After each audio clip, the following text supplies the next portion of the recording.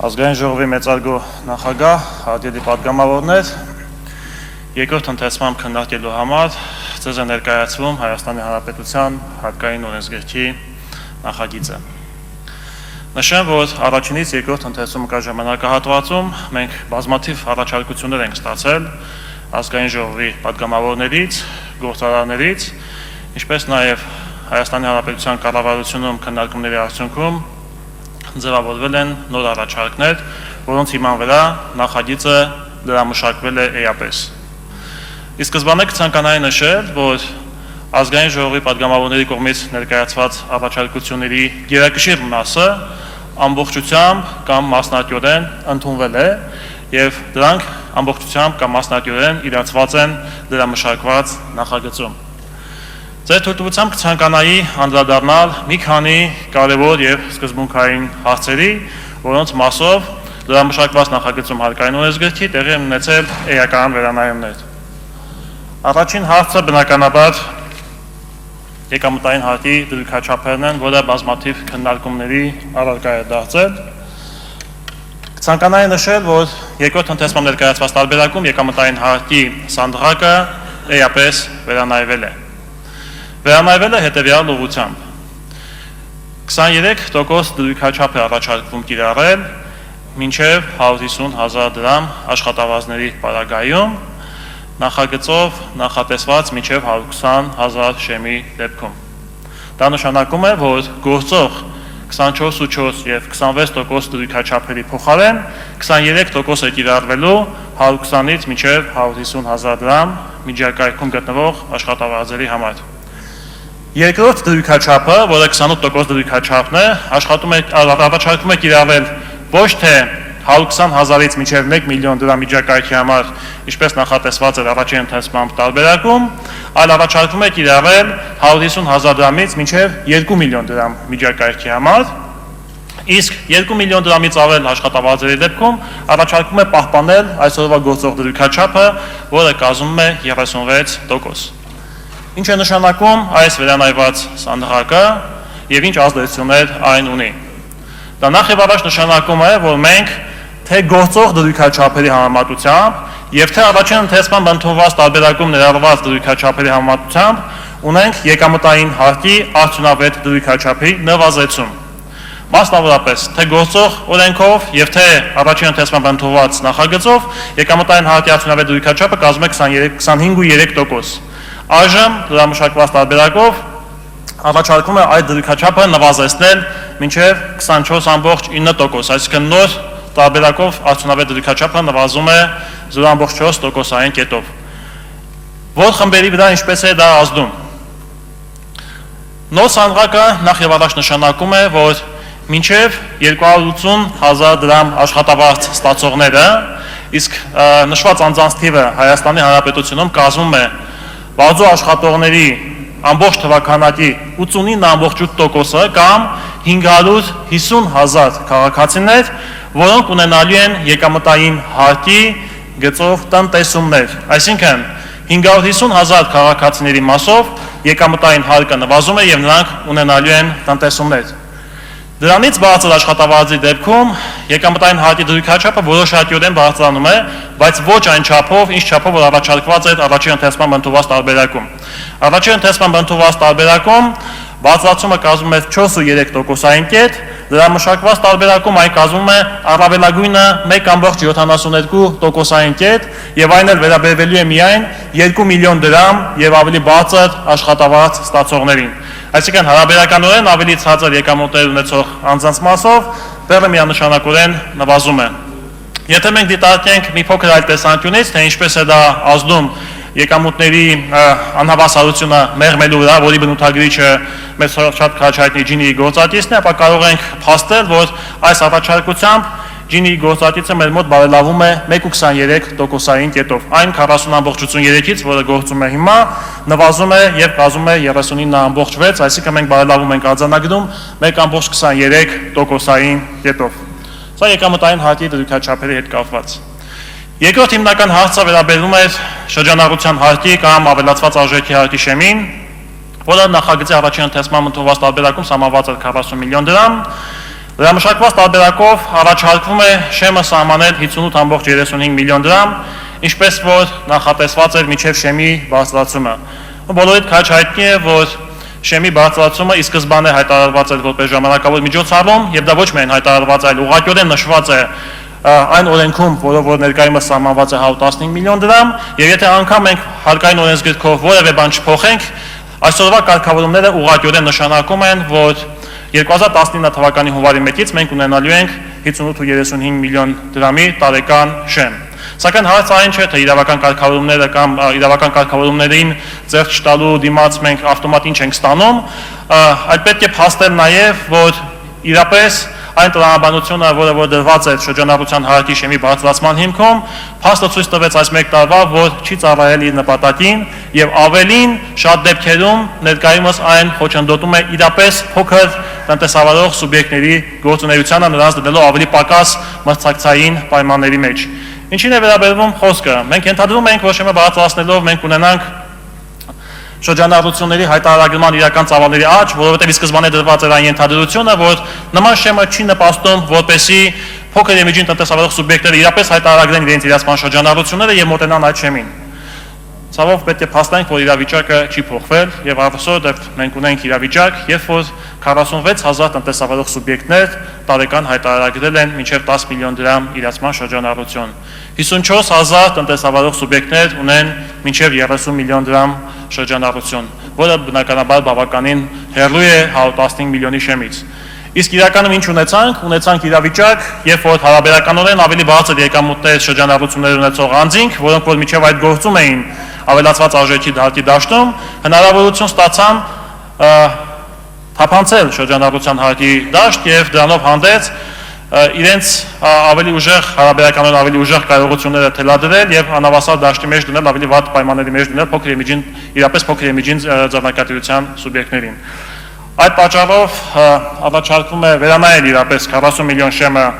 եւ այն սահմանափակել 58.35 միլիոն դրամի շեմով, այնպես ինչպես գործում էր մինչեւ շեմը բարձրացնելը։ Հաջորդ հարցը դա ամորտիզացիոն հասանումներն են։ Գաղտնիք չէ, որ Հայաստանի Հանրապետությունում գործում է հիմնական միջոցների արագացված ամորտիզացիայի ժամկետներ։ Մենք կարող ենք համեմատել նաև միջազգային պրակտիկայում կիրառվող նորմերին,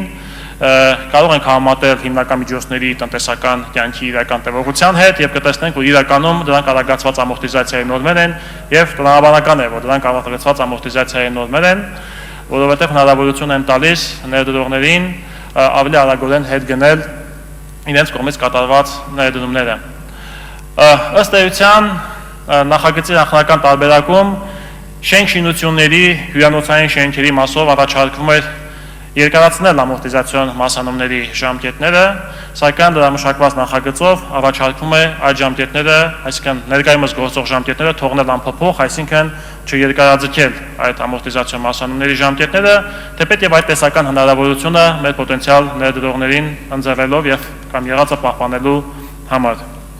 Նշեմ ավելին, որ այստեղ մենք փոքրաժեք հիմնական միջոցների մասով անգամ գնում ենք հաշվառման բազացման, եւ եթե օրինակ մինչեւ 50,000 դրամ արժողությամբ հիմնական միջոցներ են, որոնք որ ձեռք են բերել դեկտեմբեր ամսին օրինակ, հարկ վճարողները պարտավոր են դա նվազեցնել 1 ամսվա ամորտիզացիայի չափով, քանի որ 1 տարվա ընթացքում է թույլատրում դա նվազեցնել, ավելի մենք ազատականացնում ենք այդ դաշտը եւս եւ ասում ենք, որ եթե նախկինում կարող է դա նվազեցվել 4,000 դրամի չափով, օրինակ որպես ծախս, հիմա ամբողջությամբ 50,000-ը կարող է ծախսագրվել եւ չարժե որ այդ մանր գումարների համար տնտեսավարող սուբյեկտները պահեն առանձնացված հաշվառում։ Հաջորդը վերաբերվում է շահաբաժիններին։ Շահաբաժինների մասով առաջարկվում է հետևյալ կարգավորումը։ 2017 թվականից հարկել օտարերկրյա ֆիզիկական անձանց ստացված շահաբաժինները 10% դրույքաչափով, Հայաստանի Հանրապետության քաղաքացիների համար շահաբաժինները հարկել 2018 թվականի հունվարի 1-ից սկսած, սակայն 5% դրույքաչափով։ Բայց առաջարկվում է նաև մեխանիզմ, որը գործնականում խրախուսում է շահաբաժինները չհարկելու մեխանիզմով դեպքերը, երբ որ բաշխված շահաբաժինները այնուհետև կվերաներդրվեն տվյալ կազմակերպությունում։ Շատ հստակ ձևակերպում է տրված, որ բոլոր այն դեպքերում, երբ որ շահաբաժինները հարկվելուց հետո ներդրողը կամ սեփականատերը որոշում կկայացնի վերաներդնել տվյալ շահաբաժինը կազմակերպությունում, ապա այդ շահաբաժինների գումարները կփոխհատուցվեն, կատարված ներդրումը կփոխհատուցվի շահաբաժիններից պահված հարկը չգերազանցող գումարի չափով։ Գործնականում դա նշանակում է վերաներդրման դեպքում չհարկել շահաբաժինները, եթե դրանք բաշխվել են եւ այնուհետեւ որոշում են կայացվել այնուամենայնիվ վերաներդնելու տվյալ կազմակերպությունում։ Հաջորդ առաջարկությունը վերաբերվում է շինարարության ոլորտում հասույթների հաշվառմանը։ Չնայած այն հանգամանքին, որ մենք կարող ենք առանց երկմտելու նշել, որ աննախադեպ միջոցառում ենք առաջարկել ավելացված արժեքի հարկի գծով, քանի որ ակնհայտ է, որ 2018 թվականի հունվարի 1-ից ավելացված արժեքի հարկի գումարները հետ են վերադարձվելու ոչ միայն արտահանողներին, այլ հետ են վերադարձվելու նաև հանրապետության ներսում գործունեություն իրականացնող սուբյեկտներին, եւ դա առաջին հերթին վերաբերվում է հենց շինարարությանը, որովհետեւ շինարարությունը դասակարգվում է այն ոլորտների թվին, որտեղ որ կատարված ներդրումները հետո են հետ գնվում, քանի որ սկզբում կառուցվում է, հետո իրացվում է եւ տնտեսավարող սուբյեկտները հնարավորություն չեն ունենում որոշակի առումով օգտագործել ավելացված արժեքի հարկի այն գումարները, որոնք իրենք վճարել են իրենց մատակարարներին։ Չնայած այդ արմատական փոփոխությանը, չնայած այն հանգամանքի, որ նրանք հնարավորություն են ստացել նաեւ հաշվանցումներ կատարել մասնավորապես դիզելային վառելիքի գծով, ի սկզբանե առաջին ընթերցման ընդունված տարբերակում դրված էր որոշակիորեն այդ հասույթների ճանաչման գործընթացը կանոնակարգելը, բայց մասնավորապես շինարարական կազմակերպությունների ներկայացուցիչների հետ մեր երկարատև քննարկումների արդյունքում ի հայտ եկան խնդիրներ, որոնք որ մի կողմից միգուցե եւ կանոնակարգելով որոշակիորեն դաշտ է, բայց մյուս կողմից մեզ ավելի ռիսկային հարաբերությունների մեջ կարող են մեր քաշել, մասնավորապես կապված են հանգամանքի հետ, որ շատ դեպքերում այդ շինարարական աշխատանքների ծավալը, դրանց դիմաց համապատասխան արժեքները շատ դժվար է լինելու որոշել եւ դրանով հանդերձ ավելանալու է հայեցողական լիազորությունը վարչական մարմնի եւ այստեղ առաջ են գալու կոռուպցիոն ռիսկեր եւ այլ ռիսկեր եւ այդ պատճառով մենք հրաժարվեցինք այդ գաղափարից եւ գործող կարգավորումը շինարարության ոլորտում գործունեություն իրականացնող կազմակերպությունների պարագայում թողնվում է անփոփոխ։ Հաջորդ առաջարկությունը վերաբերվում է հարկային օրենսդրությամբ սահմանված հարկերը ուժ վճարելու համար սահմանված ուժերի մեծությանը։ Մենք կարող ենք փաստել, որ վերջին 20 տարվա ընթացքում մենք առաջին անգամ էապես նվազեցնում ենք հարկային օրենսդրությամբ սահմանված կարգով հարկերը ուժ վճարելու համար սահմանված ուժերի մեծությունը։ Այսօր դա սահմանված է 0.15%, ես ոչ ավել 365-ով, մենք 0.15%-ը նվազեցնում ենք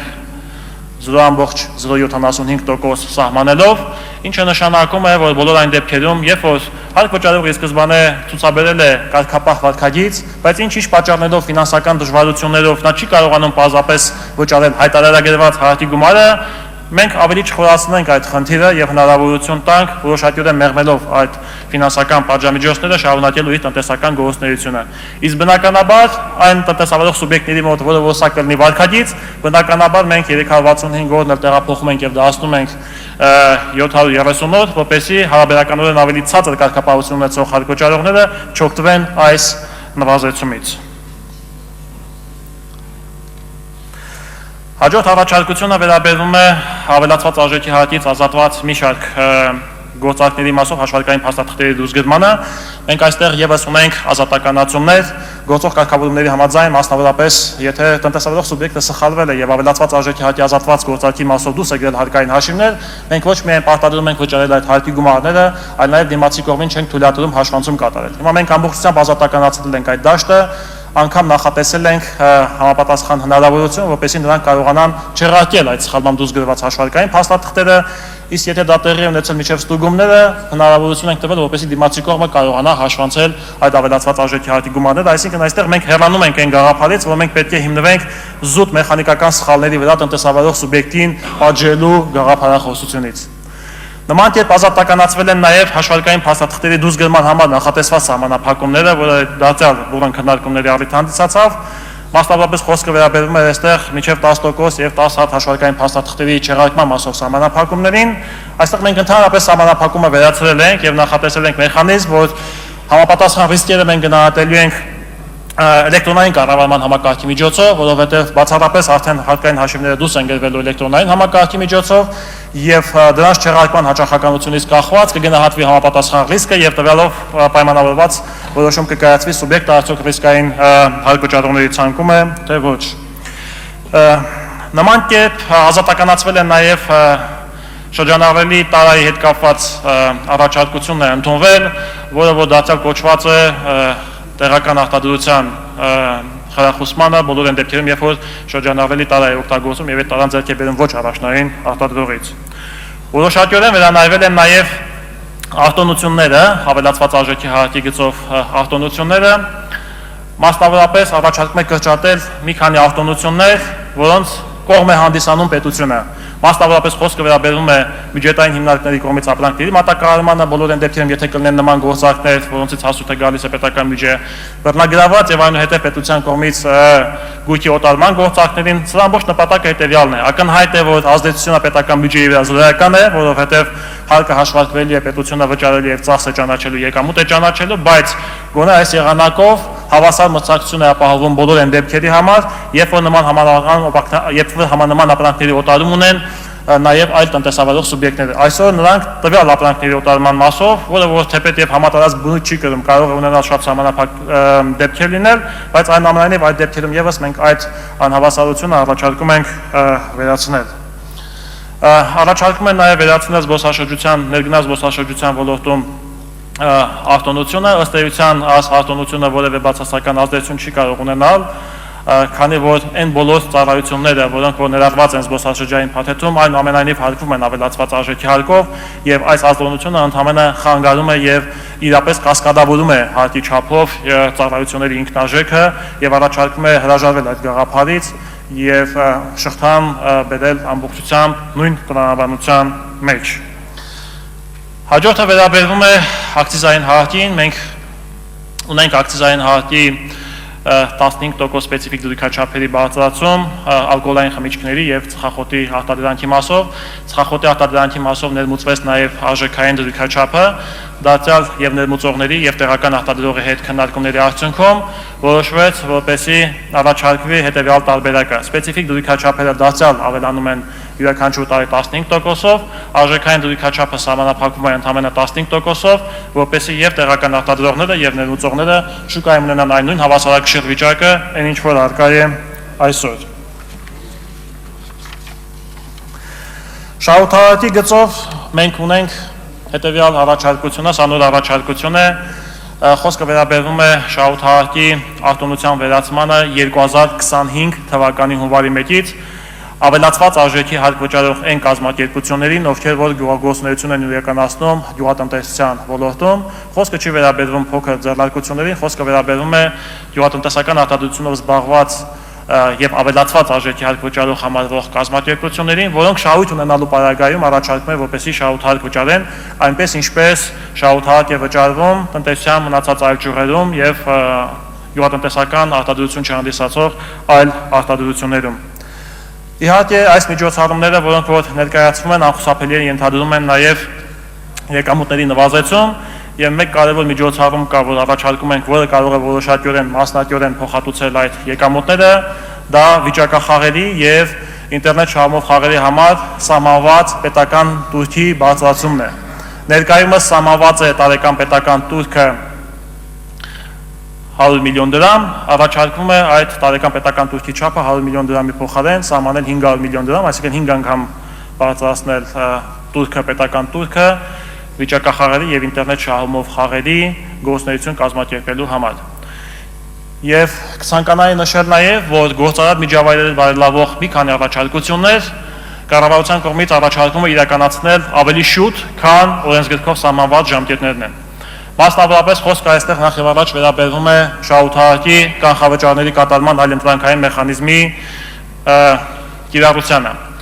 Օրենսգրքով նախատեսվում է, որ բոլոր այն դեպքերում, երբ որ տնտեսավարող սուբյեկտները չնայած այն հանգամանքին, որ նախորդ տարիներին աշխատել են շահույթով եւ այդ շահույթից մեծ շահութարակ են վճարել, բայց կարող է ընթացիկ տարում չունենան նման գործունեության ակտիվություն եւ իրեն շահութաբերության մակարդակը շատ ավելի պակաս լինի, քան նախորդ տարիներում է եղել։ Այսօրվա գործող կարգավորումը այդ հնարավորությունը չի տալիս, նախատեսում է, որ միևնույն է տնտեսավարող սուբյեկտը նախորդ տարվա փաստացի շահութարակի 80-75% այնուամենայնիվ պետք է վճարի որպես կանխավճար։ Հիմա այլընտրանքը հետևյալն է. ընդհանրապես ներկայացվում է էլեկտրոնային եղանակով դիմում հարկային մարմնին, որով սուբյեկտը հայտնում է իր ցանկությունը աշխատելու այլընտրանքային կանխավճարների դաշտում, այս պարագայում կանխավճարի մեծությունը կախված է լինում իր իրացման շրջանառությունից, չի ունենա ընդհանրապես չի վճարի, փոքր կլինի ավելի քիչ կվճարի, եւ այդ եղանակով կարողանում է կառավարել իր ֆինանսական հոսքերը։ Այս մեխանիզմը նախագծի առաջին ընթացման ընդունված տարբերակում նախատեսված է կիրառության մեջ դնել 2018 թվականի հունվարի 1-ից, առաջարկում է ժամկետը տեղափոխել եւ կիրառել ավելի շուտ 2017 թվականի հունվարի 1-ից։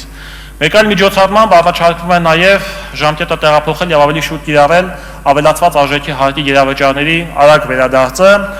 հարաբերականորեն ավելի փոքր ծավալներ ունեցող արտահանողների համար։ Մասնավորապես նախատեսված է օրենսգրքով, որ բոլոր այն դեպքերում, երբ որ մինչև 20 միլիոն դրամ հայտ